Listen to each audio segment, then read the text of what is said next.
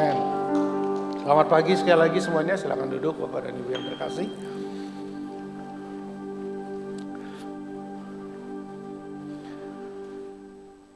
Pagi yang luar biasa, amen. God is good, Tuhan itu baik dalam kehidupan kita semua. Amen. Biasanya saya minta Anda tersenyum gitu ya, tapi karena semua pakai masker sedikit susah gitu. Paling matanya jadi lebih sipit aja sedikit. That's how I know that you are smile gitu. Pokoknya taunya gampang gitu. Kalau matanya menjadi sipit itu lagi tersenyum. Kalau matanya membesar kayaknya lagi marah-marah. Kurang lebih seperti itu ya kalau pakai masker. So I'm gonna talk a little bit about gap. Saya mau bicara mengenai gap gitu ya. Dalam kehidupan kita seringkali kita berurusan dengan kata gap ini atau apa ya namanya gap itu adalah jarak gitu ya.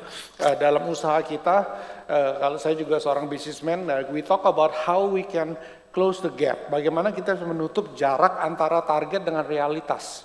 Kita punya sebuah target, tapi pada waktu kita mulai berjalan, ada suatu realitas yang mungkin kita terlalu jauh daripada target yang ditargetkan. Kurang lebih seperti itu, dan kita harus berpikir bagaimana kita berjalan menutupi gap itu atau jarak itu sehingga realitas kita boleh berjalan cukup dekat dengan target yang ada. Ataupun dalam apapun juga biasa kita ngomong gap. Musik, kalau Anda main musik, there should be harusnya tidak ada gap, ngerti ya maksudnya? Dari sisi beat, dari sisi itu nggak boleh ada gap. Kalau ada gap jadi aneh gitu ya. Bisa it has to be rhythm. Jadi bagaimana caranya kita bermain sesuai dengan atau menutupi gap yang ada. Tidak boleh ada gap waktu kita main musik bareng. Kalau nggak bisa berbahaya gitu ya. Nah dalam kehidupan kita juga sama. I'm talking about how can we close the gap. Bagaimana kita bisa menutupi jarak daripada apa yang Tuhan rencanakan dalam kehidupan kita dengan apa yang terjadi pada saat ini. Amen. Sekali lagi.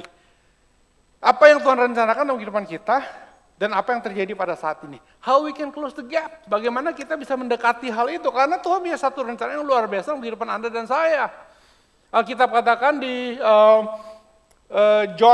Yohanes 15:16 dikatakan begini. Bukan kamu yang memilih aku, tapi akulah yang memilih kamu. So first thing first, you have to know Tuhan yang memilih kita.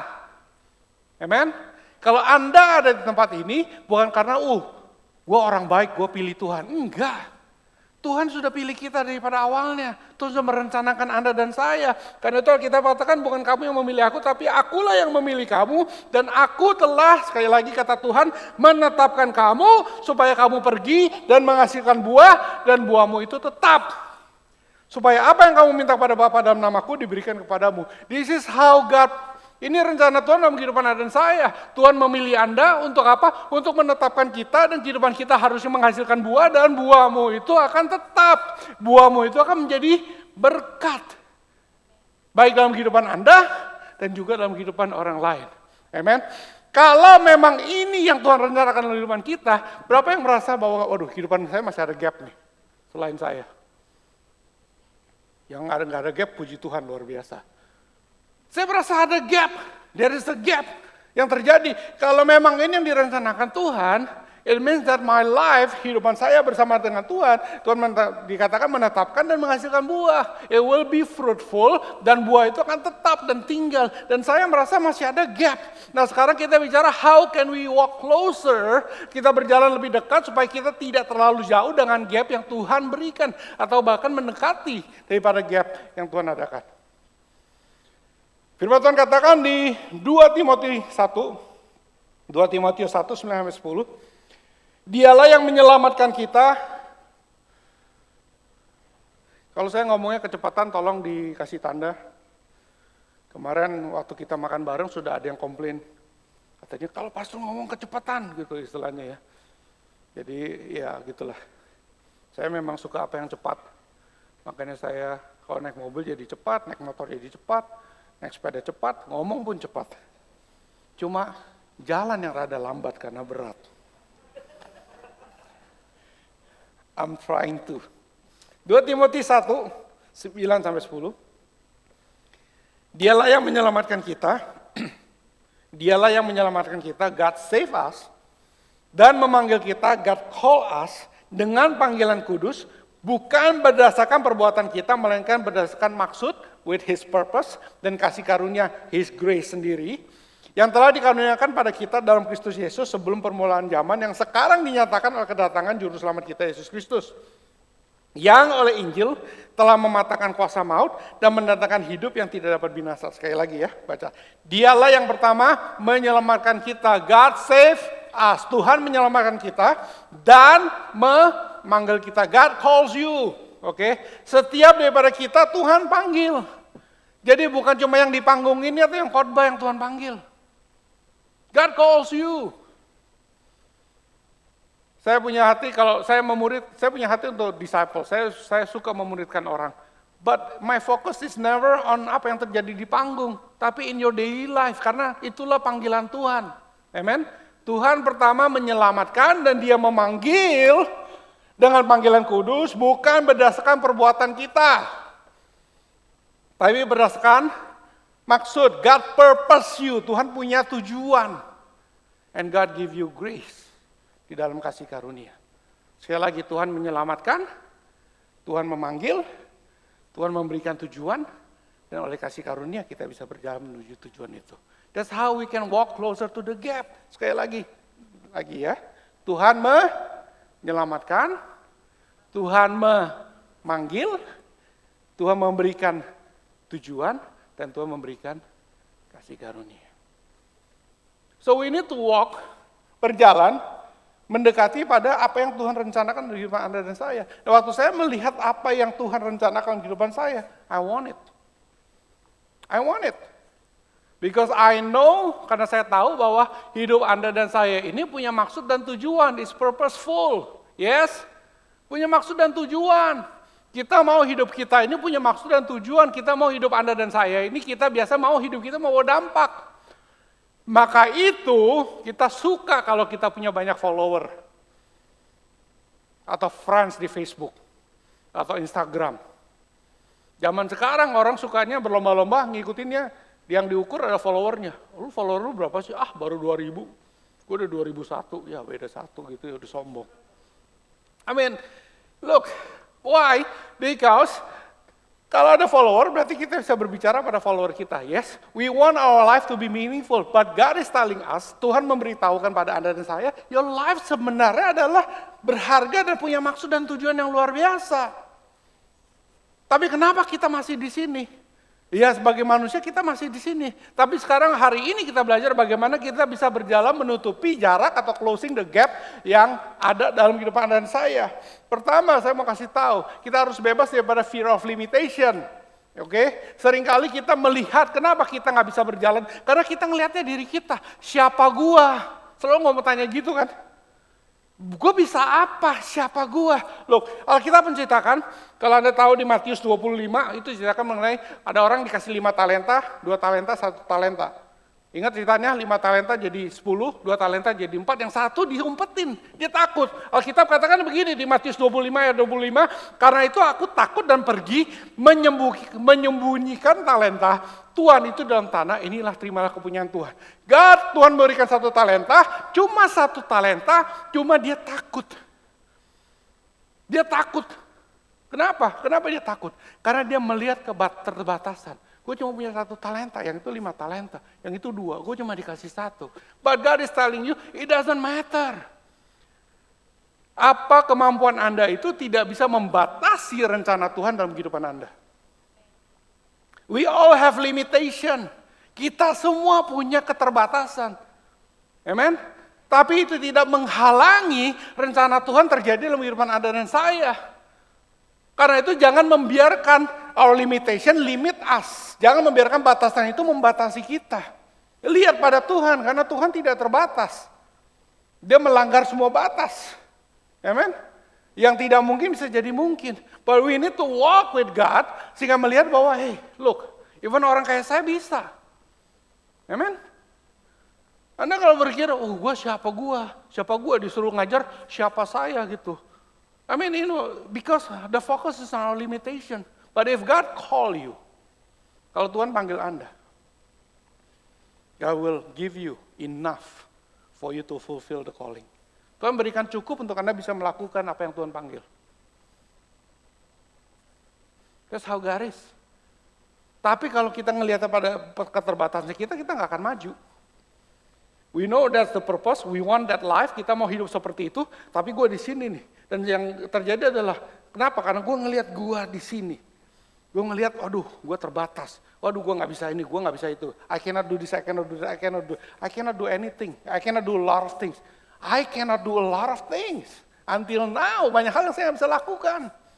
Tapi pada waktu Tuhan mulai panggil, ada suatu rencana Tuhan yang Tuhan berikan dalam kehidupan kita, sehingga kita mulai bisa jalan pelan-pelan menutupi jarak daripada kehidupan kita dengan rencana Tuhan dalam kehidupan Anda dan saya. Siapa yang melihat diri Anda sangat terbatas? Amen. Good.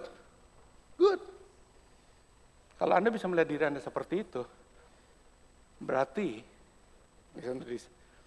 kalau saya melihat diri saya terbatas, I have no option, saya nggak punya pilihan. Saya harus melihat Tuhan. Yes? Kalau yang melihat ke sini terbatas, melihat Tuhan, wah luar biasa. Waktu Abraham dijanjikan punya banyak anak, dia udah bingung, dia udah kakek nenek. Waktu itu masih belum punya anak, Tuhan janjikan punya anak, tapi dia udah kakek nenek. I mean, he is so limited. Dia udah gak bisa banyak hal. Dan waktu di tenda dia bilang, aduh Tuhan kapan janji Tuhan terjadi? Tuhan bawa lagi keluar daripada tenda dan disuruh lihat bintang di langit. Seperti itu banyak keturunanmu. Kenapa dibawa keluar pada tenda? Tenda bicara keterbatasan manusia. Mentok cuma segitu tenda. That's our limitation. Tapi Tuhan bawa keluar, lihat bintang di langit. Tuhan gak terbatas. Apa yang dia lakukan terbatas. Amen? Jadi keluar daripada terbatasan kita dan mulai melihat Tuhan. Jangan membiarkan limitation kita itu membatasi apa yang Tuhan rencanakan di kehidupan Anda dan saya. Saya nggak berkata bahwa Anda dan saya nggak harus belajar. Kita terus belajar. Saya juga masih belajar sampai saat ini. But I want to walk free from my limitation. Kalau saya pikir saya nggak sanggup, berarti itu waktunya saya memang harus bergantung pada Tuhan. Yang kedua, we try to kita mau lebih rationalize, bahasa Indonesianya rasional ya. Lebih rasional daripada percaya. Ini cerita Alkitab lucu banget gitu ya. Cerita mengenai Petrus gitu. For me it's very odd, suatu cerita yang aneh sekali. Kenapa? Karena pada cerita Alkitab ini ceritakan bagaimana Petrus dan Yakobus ditangkap. Oke, Yakobus langsung dipenggal lehernya. Di Kisah Rasul 12 ayat 5, demikianlah Petrus tahan dalam penjara tapi jemaat dengan tekun mendoakannya kepada Allah. Oke, dengar. Yakobus dan Petrus di penjara, Yakobus langsung dipotong lehernya, selesai hidupnya. Gitu ya. Kalau nggak mati habis dipotong lehernya jadi film horor. Jadi selesai udah hidupnya gitu ya. Dan Alkitab mengatakan di Kisah Rasul 12 ayat 5, demikianlah Petrus tahan dalam penjara tetapi jemaat apa katanya? Dengan tekun mendoakan. Kira-kira apa yang didoakan? Halo? Imagine this. Mumpung Pastor Don gak di sini. Kalau Pastor Don di penjara, apa yang kalian doakan? Dia di penjara dan apa yang kalian doakan? Mungkin ada yang doakan lepas, mungkin ada yang doakan jangan dilepas. No, I'm just kidding. Sorry Don. Apa yang Anda doakan kalau pastor Anda dipenjarakan? Dan punya satu ancaman, dia akan dipotong lehernya. Jadi kita mau doain apa? Jadi jemaat itu mendoakan Petrus. Jemaat itu mendoakan apa? Supaya Petrus itu terlepas dari penjara. Yes, iya dong. Dan jemaat-jemaat itu Alkitab katakan, tapi jemaat dengan tekun mendoakan kepada Allah. They are praying to God. Kisah Rasul 12:79, tiba-tiba berdiri seorang malaikat Tuhan dekat Petrus, dan cahaya bersinar dalam ruang itu. Malaikat itu menepuk Petrus untuk membangunkannya, katanya bangunlah segera, maka gugurlah rantai itu dari tangan Petrus. Lalu kata malaikat itu padanya ikatlah pinggangmu dan kenakanlah sepatumu. Ia pun berbuat demikian. Lalu malaikat itu berkata, kenakanlah jubahmu dan ikutlah aku. Maka yang mengikuti malaikat itu keluar dari mana? Keluar dari penjara, dan dia tidak tahu bahwa apa yang dilakukan malaikat itu sungguh-sungguh terjadi. Sangkanya dia melihat suatu penglihatan. Jadi malaikat datang pada Petrus dan suruh bilang belenggunya dilepaskan, suruh pakai jubah, jalan keluar. Dan Petrus kira itu suatu penglihatan, itu suatu impian. But that's really happen. Amen? That's really happen. Itu terjadi. Kapan Anda berpikir bahwa, waduh, kalau begitu impian. But you know, when you're with God, it can happen. Itu suatu hal, dan dia merasa itu suatu impian. Dia nggak tahu itu suatu real, sampai di Alkitab dikatakan di ayat 11, dan setelah sadar akan dirinya, Petrus berkata, sekarang tahulah aku benar-benar bahwa Tuhan telah menyuruh malaikatnya dan menyelamatkan aku dari tangan Herodes dan dari segala sesuatu yang diharapkan orang Yahudi. Petrus dilepaskan pada saat itu dari penjara. Jadi doa murid-murid Petrus terjawab. Yes, terjawab. Nah, ini saya mau katakan, this is the funny story. Dan setelah berpikir sebentar, pergilah ia ke rumah Maria, ibu Yohanes yang disebut juga Markus. John Mark ini. Di situ banyak orang berkumpul dan berdoa, dan ketika ia mengetuk pintu gerbang, datanglah seorang hamba perempuan bernama Rode, bukan Ronde. Oke. Gue langsung kebayangnya ronde, karena kalau saya di Bali suka sering diajak makan ronde di sini. Untuk mengetahui siapa yang mengetuk itu. Ia terus mengenali suara Petrus. Tapi karena girangnya ia tidak membuka pintu gerbang dan segera masuk ke dalam untuk memberitahukan bahwa Petrus ada depan pintu gerbang. Kata mereka pada perempuan, engkau mengigau. Tapi ia tetap mengatakan bahwa benar-benar demikian, kata mereka itu malaikatnya. This is odd, this is aneh. Kenapa? Karena murid-murid Petrus berdoa untuk Petrus supaya dia dilepaskan dari penjara. Tapi pada waktu ada orang datang dikatakan Petrus itu dilepas dari penjara, dia bilang, lu ngigo. Itu cuma malaikatnya. Why you don't believe what you pray for? Kenapa kamu gak percaya apa yang kamu doakan? Kenapa kadang-kadang jawaban Tuhan itu tidak bisa diberikan secara rasional. But God asks you to believe. Tuhan mengajarkan kita untuk percaya daripada merasionalisasikan apa yang terjadi. Sometimes His work is not rational. Memang nggak bisa dipikirkan, but it happened. Maka itu saya katakan, buat saya kalau saya bisa berdiri di sini dan sharing pada Anda, kalau saya tahu masa lalu saya itu nggak rasional sama sekali. Seorang adik-adik tumbuhnya nggak benar, tapi tahu Tuhan panggil dan Tuhan bekerja sehingga bisa saat ini bisa berdiri di sini dan bicara dengan Anda semua. It's not rational at all. Dulu saya kelas nyanyi saya 4 nilainya dari 10 ya, bukan dari 5. Kenapa? Teori saya bagus, tapi saya nggak pernah berani berdiri di depan umum untuk bisa bernyanyi. Itu kelas nyanyi dulu. Dan sekarang saya bisa berdiri dan khotbah. I mean, we try to rationalize a lot of things. Kita berpikir secara logiknya nggak masuk nih. Lah Tuhan nggak bisa dibatasi dengan logik Anda. Nah ini aneh. Mereka berdoa untuk Petrus supaya dilepas daripada penjara. Anda berdoa untuk Pastor Don supaya Don tidak dipenjarakan. Terus Pastor Don lepas, terus Anda bilang, kayaknya nggak mungkin deh. Itu bukan Pastor Don. Lu pasti ngigo. Lu pasti mimpi. I mean, you know, what's wrong? Untuk Anda bisa mendekati gap, Anda harus lebih banyak percaya daripada berpikir. Anda harus lebih banyak percaya daripada berpikir. Kenapa? Karena Anda berpikir, Anda akan masuk lagi kepada limitasi kita. Our brain is limited. Our brain is limited. Karena itu seringkali kita nggak percaya mukjizat. Pada mukjizat bisa terjadi. Why? Because our brain berpikir nggak mungkin orang yang buntung kakinya bisa numbuh. Itu pertama kali saya lihat mukjizat seperti itu. Orang yang buntung kakinya numbuh. Terus gue bilang, ini sulap atau sihir atau apa. That's the first time I saw miracle seperti itu. Dan saya berpikir, otak saya berpikir bahwa nggak mungkin. Instead of belief, Tuhan masih melakukan mukjizat dalam kehidupan saya. Pada waktu ada masalah terjadi dalam kehidupan kita, dan kita mengalami musibah, kita mulai merasionalisasikan, betul ya? Kita mulai merasionalisasikan apa yang terjadi. Dan kita mulai berpikir bahwa kalau musibah ini terjadi, mungkin karena Tuhan gak sayang sama kita. Instead of believing dalam musibah itu, Tuhan tetap sayang sama kita. Dan Tuhan akan membawa kita, melepaskan kita, memenangkan kita. Amin. Kita selalu susah banget katanya, merasionalisasikan. Jakarta kemarin kita baru kebetulan kita berdoa untuk seseorang, untuk suatu kesembuhan, dan kesembuhan itu nggak terjadi. Dia meninggal karena kanker pankreas. Mungkin banyak kayak teman-teman udah tahu siapa dia. Orang yang sangat dekat dengan kita, saya dengan istri saya. Tapi this is the thing. Waktu dia meninggal, saya langsung post di Instagram saya cuma katakan, ini orang yang luar biasa gitu ya. Terus ada satu teman waktu baca Instagram saya, dia WA saya langsung. Dia katakan, kok kalah juga ya sama kanker. Terus saya pikirkan sebentar, terus saya balas dia.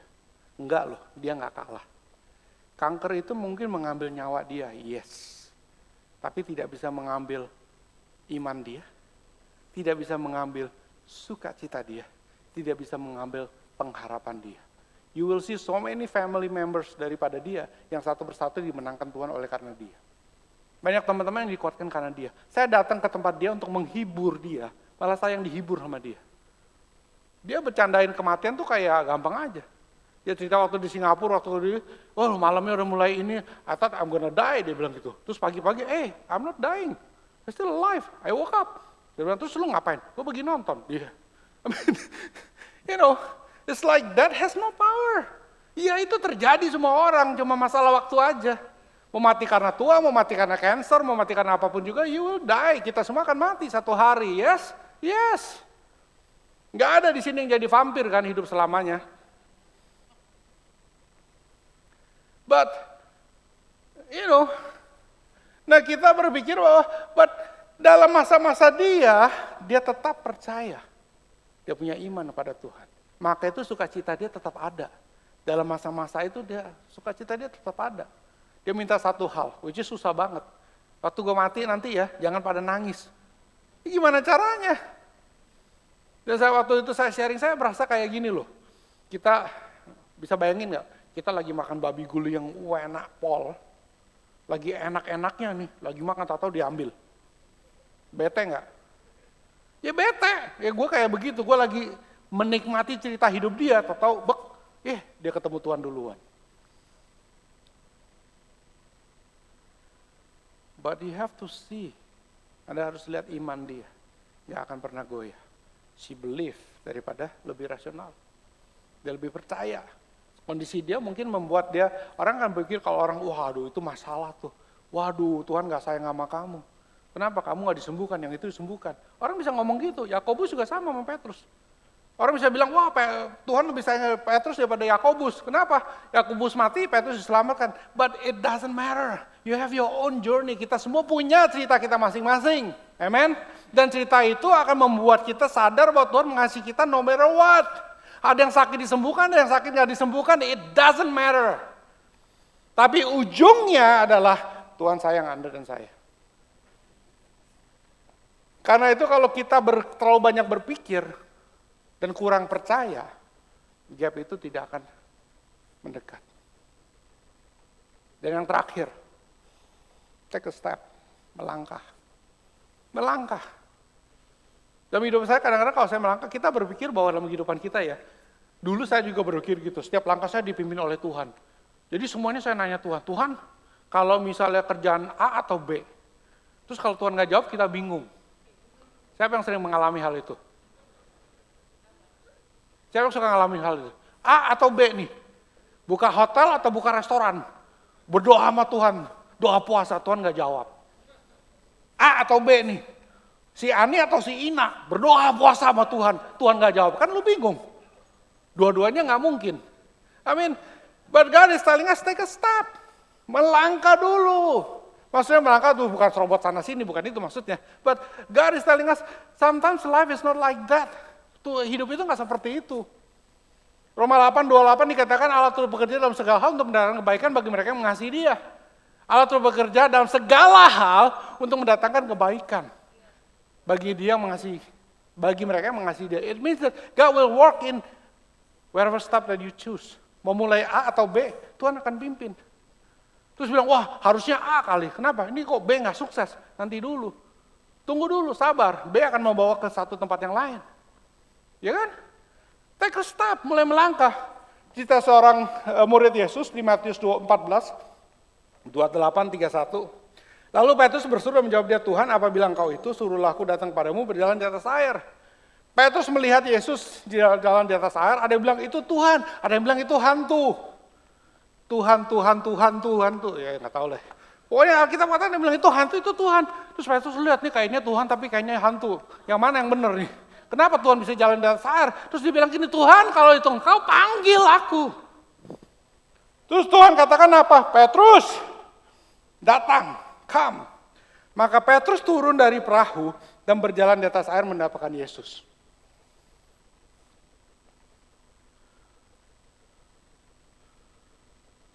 Dalam pengetahuan saya cuma ada 4 yang saya tahu bisa berjalan di atas air. Yesus, Petrus, Aquaman, sama hantu-hantu yang di Pirates of the Caribbean. Itu aja yang saya tahu bisa jalan di atas air. Amin. Tuhan manggil, Petrus datang. He step out, dia keluar dan dia berjalan di atas air. Walaupun setelah itu terjadi apa? Tapi ketika dirasakan tiupan angin, takutlah ia dan mulai tenggelam lalu berteriak, Tuhan tolonglah aku, and God help me. Let me tell you the story. Kita boleh mocking Petrus, alah ini orang gak beriman. Tapi dengar, dia step out, berjalan duluan. Setelah itu dia ragu, yes. Dia ragu dan dia berteriak, Tuhan tolong aku. God help him? God help him. Tuhan menolong dia. Tapi Anda perlu melangkah dulu sebelum Tuhan menolong Anda. Kalau Anda tidak melangkah keluar dari perahu, Anda nggak akan merasakan pertolongan Tuhan. Waktu Anda mulai melangkah di dalam keluar daripada perahu dan dia mulai berjalan di atas air sebentar, setelah itu ditiup angin dia mulai goyah. Dia berkata, God save me. Tuhan tolong aku. Dan apa? Apa yang Yesus lakukan? Dasar lo orang percaya, udah sana tenggelam begitu? Ya enggak. Yesus menolong Anda. So if you take a step in your life, a step of faith, there's a lot of, ada banyak hal, there's a lot of time you doubt. Karena apa? Tantangan yang terjadi dalam kehidupan ini. Yes? Kita mengalami keraguan. Benar nggak sih? Benar nggak sih? Kita mulai mengalami keraguan. Tapi kalau kita melihat Tuhan, tolong aku. Tuhan akan tolong. Kalau dia nggak melangkah, keluar dari perahu, nggak ada ceritanya. Nggak ada ceritanya Tuhan tolong dia. Kita boleh mocking dia. Ada lo jalan di atas sebentar, habis itu ragu. At least dia jalan di atas air, gue aja kagak pernah. Jalan di dalam air. Saya waktu kecil sempat trauma gitu, waktu berenang. Karena saya, ya, tadi sudah bilang saya ADHD, sangat spontan gitu ya. Terus waktu itu, waktu pertama kali diajak kolam renang, saya belum pernah berenang sebelumnya. Oke? Mau ajak di kolam renang, terus dikasih ban tangan tau ya. Imajinasi saya apa? Oh saya pakai di kaki bisa jalan di atas air. Saya pakai di kaki, terus saya loncat langsung, beluk kebalik udah. Sempat trauma for a while untuk bisa berenang. That's my experience. Begitu spontannya. Pertama lihat pisang juga sama, saya tanya sama om saya, ini bisa dimakan, bisa dimakan. Saya langsung makan, gak dikupas dulu. But at least you take a step. Dan saya mulai tahu, oh lain kali jangan pakainya di kaki, pakainya di tangan. Kalau melangkah mungkin kita nggak melangkah, kita nggak tahu. Makan pisang, at least saya tahu harus dikupas dulu. Kenapa? Makan sama kulitnya kagak enak. Kalau nggak percaya Anda boleh coba. Take a step. Dan percaya Tuhan berjalan. Kalau Anda tenggelam karena Anda ragu, teriak, God save me. Tuhan akan tolong. Perpendek jarak kita. Rencana Tuhan, kehidupanmu akan menghasilkan buah dan buahmu itu tetap. Karena Tuhan yang memanggil Anda. God calls you. Ingat, Tuhan menyelamatkan, Tuhan memanggil, Tuhan memberikan tujuan dalam kehidupanmu, dan Tuhan memberikan kasih karunia. Hidup Anda punya tujuan. Hidup Anda punya tujuan. Anda ada di sini karena rencana Tuhan. Bukan karena bapak emak Anda. Of course karena bapak emak Anda melakukan sesuatu, tapi itu dalam rencana Tuhan. You are here because of God's plan. Tuhan punya rencana.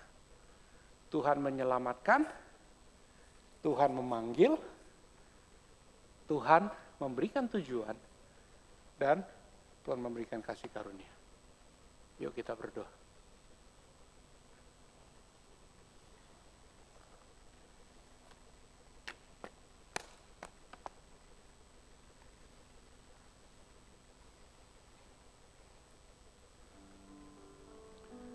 Firman Tuhan sangat jelas. Firman Tuhan sangat jelas. I will tell you one thing. Satu hal yang membedakan Anda dengan saya. One thing only. I am special. Dipanggil Tuhan. Melakukan perkara-perkara yang luar biasa. Tuhan punya satu rencana yang luar biasa dalam kehidupan saya. Untuk saya bisa menghasilkan buah. Dan buah saya itu akan tetap. Apa yang membedakan Anda dengan saya? There is one thing. That one thing is nothing. Tidak ada yang membedakan Anda dengan saya. God is very personal. Tuhan itu sangat personal. Dengan Anda juga sama. Mungkin jalan hidup Anda berbeda dengan saya. But it's personal. God call you. Tuhan panggil. Tadi udah dikatakan Tuhan menyelamatkan pertama. Setelah itu Tuhan memanggil. Bukan karena perbuatan kita. Tapi karena Tuhan punya satu tujuan. Dan Tuhan memberikan kasih karunia. That's you and me. Hidupmu akan menghasilkan buah. Walk with God. Jangan biarkan limitasi kita membatasi kita berjalan dengan Tuhan. Berjalan bersama dengan Tuhan. You will walk across the boundaries. Ini batasan kita. Tapi bersama dengan Tuhan kita bisa lewat daripada itu. Amen. And keep believing in God. Tetap percaya. Jangan banyak terlalu berpikir. Percaya aja dulu. Dan take a step. Dan mulai melangkah. Kalau Anda mengalami keraguan, Tuhan akan, God will save you. When you look at God, Tuhan, aku mulai tenggelam nih. Save me. God will save you. Hari ini aku berdoa Tuhan untuk semua jemaat yang ada di sini Tuhan. Aku percaya setiap daripada anak-anakmu ini Tuhan memiliki satu panggilan yang luar biasa Tuhan. Engkau memilih mereka, Engkau memilih kami, Engkau yang memilih kami. Memanggil kami, menetapkan kami. Sehingga kehidupan kami bisa menghasilkan buah dan buah itu tetap bisa dinikmati oleh kami dan begitu banyak orang lain. So I'm praying and believing, aku berdoa dan percaya untuk setiap umatmu yang ada tempat ini. Teman-teman hari ini mungkin saya nggak tahu dalam kehidupanmu seperti apa. Stage of life mungkin. Tapi aku percaya Tuhan membawa Anda untuk bisa menutup gap ini. Mulai berani melangkah. Mulai berani percaya. Jangan melihat keterbatasan kita melihat pada Tuhan. Hari ini kalau engkau membutuhkan kekuatan daripada Tuhan. Boleh nggak kau angkat tangan aja di hadapan Tuhan. If you need the strength of God. God will strengthening you. Tuhan akan menguatkan Anda supaya Anda bisa berjalan untuk menutupi gap dalam kehidupan Anda. Tuhan, kau melihat tangan yang diangkat, hati yang terbuka. Tuhan, aku berdoa saat ini dalam nama Tuhan Yesus Tuhan. Rencanamu yang akan terjadi dalam kehidupan kami Tuhan.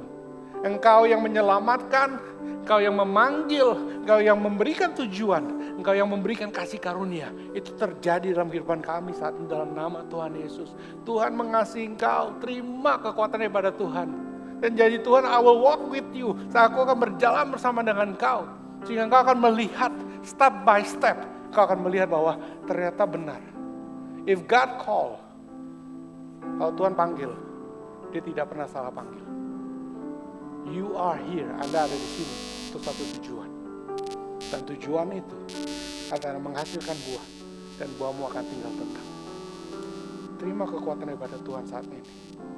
Terima jamahan daripada Tuhan saat ini. Di dalam nama Tuhan Yesus. Dalam nama Tuhan Yesus. Dalam nama Tuhan Yesus. Terima. Dalam nama Tuhan Yesus. Dalam nama Tuhan Yesus. Dalam nama Tuhan Yesus.